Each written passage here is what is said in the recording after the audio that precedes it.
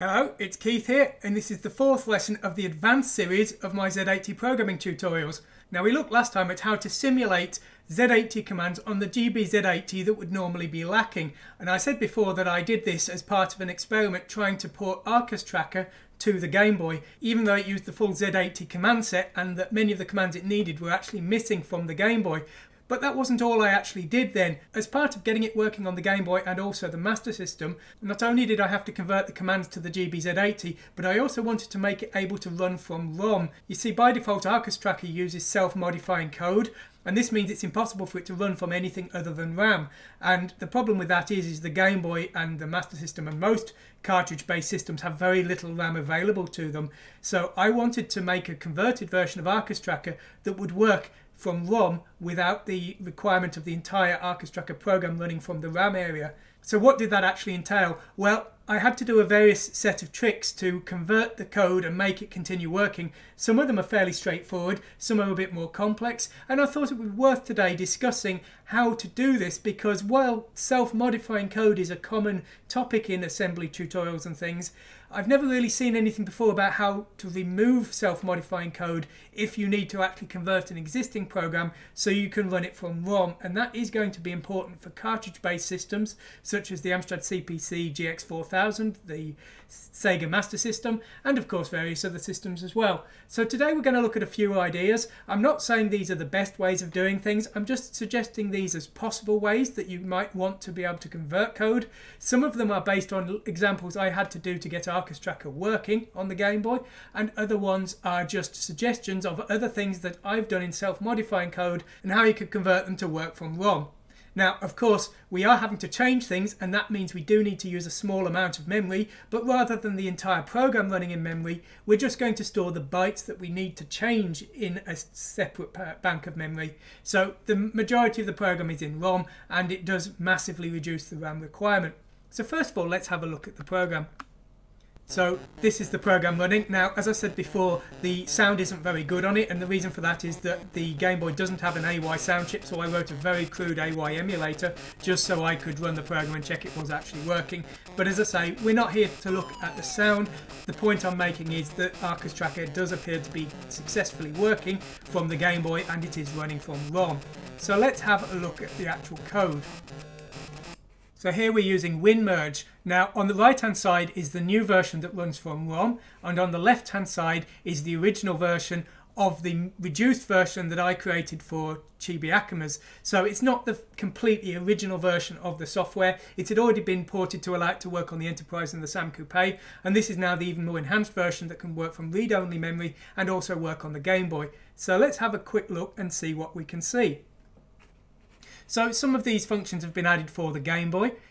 You can see various commands like loading HL here has been replaced with this macro here, because remember you can't read 2 bytes simultaneously from an address on the Game Boy Z80. But that's not what we're going to be looking at today. We looked at all of that last time. The ones you want to look at here are commands like this, where we're loading into a memory address +1, and this has been changed to just a memory address. Well, why is that? Well, this was a piece of self-modifying code, you see, and now all of these memory addresses are no longer in the code. If we just search for this one here, you can see that this was actually modifying this byte here within the LDA command, and of course we can't do that in that way, but what we can do is we can load it into a piece of memory and then read from that memory instead. Now of course this is slower, but there's a good reason people use self-modifying code. It's because it's the fastest way possible of doing things, but it's not going to work from ROM, so we're going to have to sacrifice a bit of speed if we want to work from ROM. So of course we are going to be having to change bytes, as I said, and so what I've done is I've defined enough memory at the bottom here for all of the pieces of code that were self-modifying. They're now just in a large buffer here, and we're going to use those to store the changed values, and then we're going to modify the code to keep working without those changed values. So let's have a look at the examples that of some of the commands I had to change. Now the most simple example is what we just looked at there, where a single byte was being loaded directly into a register and self-modifying code was being used to change that byte. So in the example we just saw, you could see that the address was having 1 added to it, and that was to skip over the LDA part and write straight into the 6 part in this example.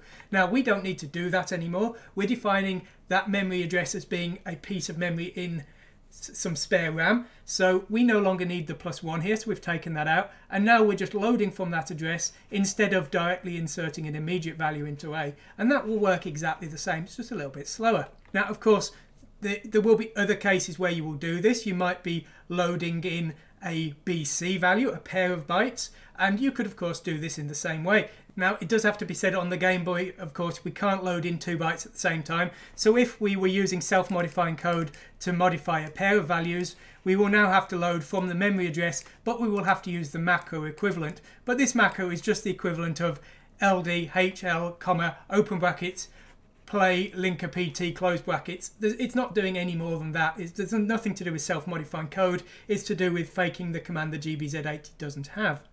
So that's how we can do loading in registers with immediate values and changing that to remove the self-modifying code. But there are of course other things we will need to do. Now one example that came up was an add command.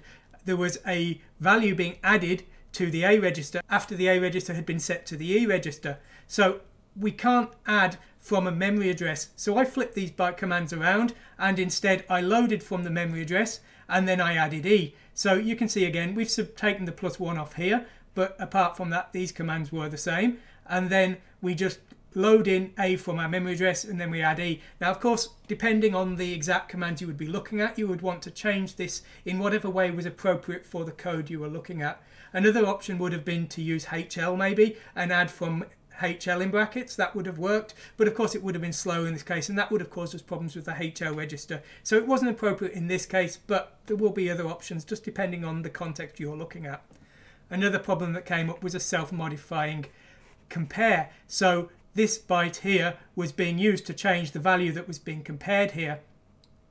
Now in this case I did use HL, so we pushed HL, we loaded HL with the new memory address that we were using to emulate that command, and then we compared it here, popped HL back, so HL is now unchanged. We've done the compare with the value that was being self-modified and now is being stored in this temporary memory here, and everything works just fine. Again, it's a bit slower, but it will still work in exactly the same way.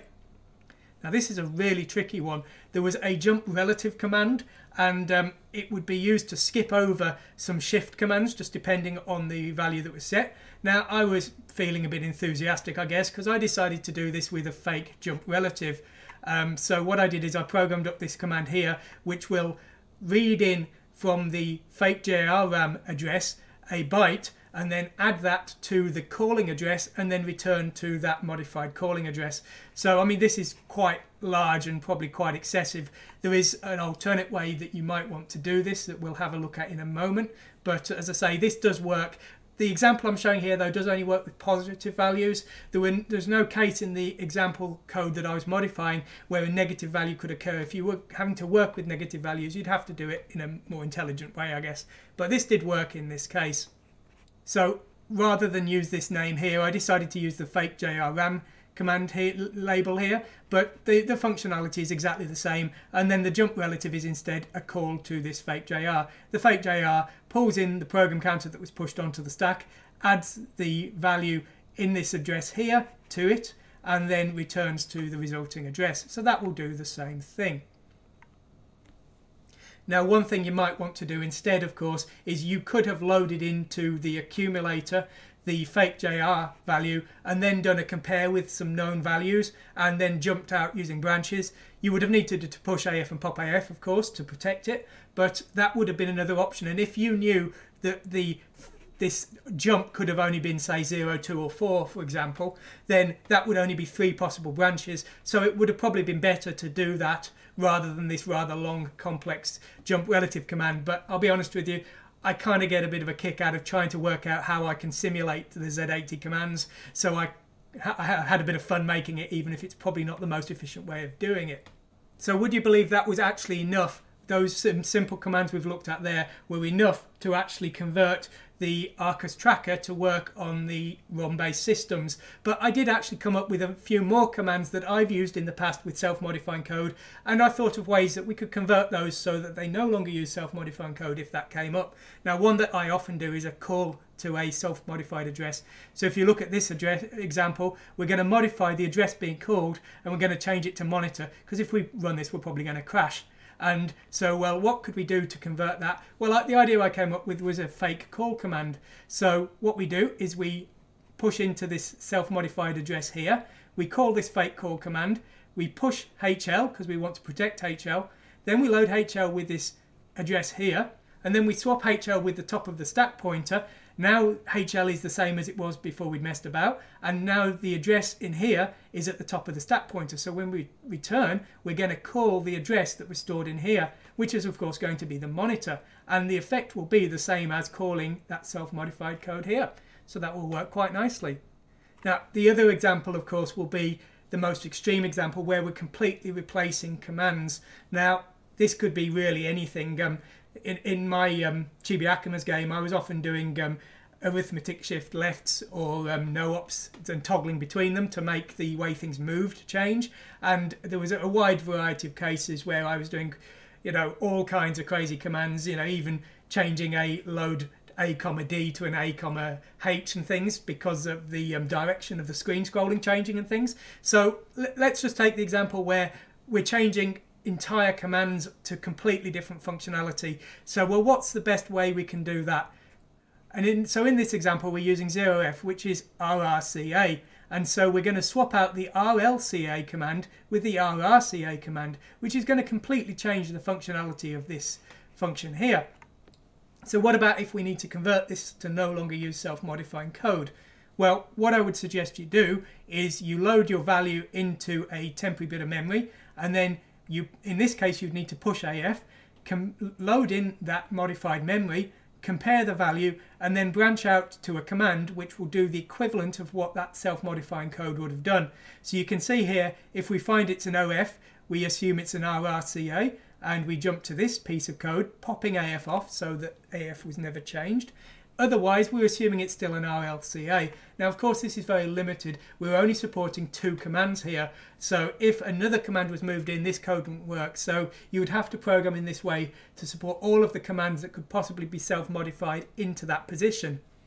Now, one alternative would be to use a small chunk of memory within your RAM and call to that memory address and then modify that. This would have the benefit of allowing a wide variety of commands. It might need a little bit more memory, and in some cases it might not be possible, because the problem's going to be with this is if you were using a push or a pop command, well, the call itself will have affected the stack. So if you were self-modifying a pop AF to a pop HL, for example, you're going to have some difficulties with regards to making sure your stack pointer still works. I mean, it wouldn't be impossible, but it would be a bit tricky. But that is an alternative way of doing it. And if you were willing to sort of, I mean, you're really only wasting 1 extra byte of RAM here, and you're probably saving a few bytes of ROM, so it may well be worth it, but that's 2 options you might want to look at to do that. So that's all the examples I've got for you today. If you can think of any more interesting problems with self-modifying code and possible solutions for them, please let me know and I'll add them to the website. But as I say, this was more than enough we've covered today for me to convert ArkosTracker, and I think I've covered all of the self-modifying code styles that I used in Chibi Akima's. So as I say, if you've got a piece of code that you're using with self-modifying code and you need to remove that self-modifying code, hopefully this has given you some ideas of how you can do that. And I mean, in some ways, more importantly, just to tell you that it really is possible to do that. If you need to get rid of self-modifying code to run something from ROM, it's a bit of a pain, it's a little bit daunting, but it's perfectly doable, so don't let it put you off. Now, with regards to the versions of ArkosTracker we looked at today, the GB ROM version and the regular Lite version, these are both available for download in the sources.7-zip on my website. Now, I should point out that the GB ROM version does work on the Game Boy, but it doesn't just work on the Game Boy. This will work on the Sega Master System, and it should work on all the other systems as well. It won't be as efficient on a RAM-based system like the MSX, but it should still work, and it's definitely the best solution for the Sega Master System, because you really don't want to have to load ArkosTracker into RAM to run it, because the Sega Master System doesn't have massive amounts of RAM for you to be wasting. But anyway, as I say, if these are any use to you, just go ahead and download them. I hope you found today's video interesting, and maybe it was a topic you've not thought of before. But anyway, please let me know what you think of it, and if you want to see more content like this, please like and subscribe to my channel. Anyway, thanks for watching today, and goodbye.